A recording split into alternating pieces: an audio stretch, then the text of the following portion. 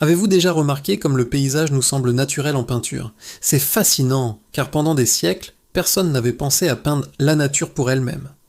Dans l'Antiquité, les paysages n'étaient que des décors, comme ces fresques de Pompéi où jardins et villas servaient simplement d'arrière-plan.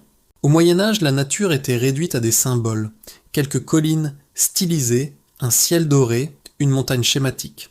Rien de très réaliste, mais tout bascule avec la Renaissance. L'homme redécouvre la perspective et soudain, la nature devient un véritable terrain d'exploration. Prenez Léonard de Vinci. Il étudiait les rochers et les cours d'eau avec la même passion scientifique qu'il mettait à peindre ses portraits.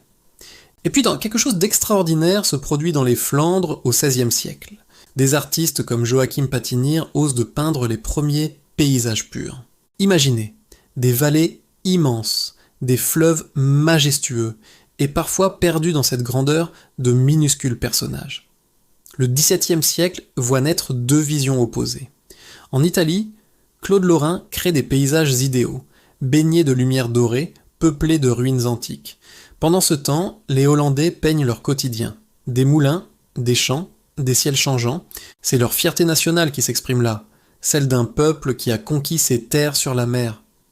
Puis arrive Turner, ce génie anglais du XVIIIe siècle. Avec lui, le paysage devient spectacle, des tempêtes déchaînées, des incendies dramatiques, des soleils qui embrasent la toile. La nature n'est plus sage, elle devient une force presque surnaturelle. Les romantiques du XIXe siècle vont encore plus loin. Pour eux, le paysage est un miroir de l'âme. Chaque montagne sublime, chaque forêt mystérieuse raconte nos émotions. Et puis surgissent les impressionnistes, ces révolutionnaires, qui sortent de leurs ateliers pour peindre en plein air. Monet, Renoir, Sisley ne cherchent plus à figer la nature, mais à capturer l'instant, la lumière qui change, l'atmosphère qui vibre. Le XXe siècle bouleverse tout. Cézanne géométrise la montagne Sainte-Victoire, Kandinsky fait exploser le paysage en couleurs pures. Ce n'est plus ce qu'on voit qui compte, mais ce qu'on ressent, ce qu'on imagine. Et aujourd'hui, le paysage continue de nous fasciner, des peintres aux photographes. Il nous interroge sur notre rapport à la nature, à l'environnement, à notre place dans le monde. Car finalement, chaque paysage nous pose cette question. Voyons-nous la nature telle qu'elle est, ou telle que nous voulons la voir?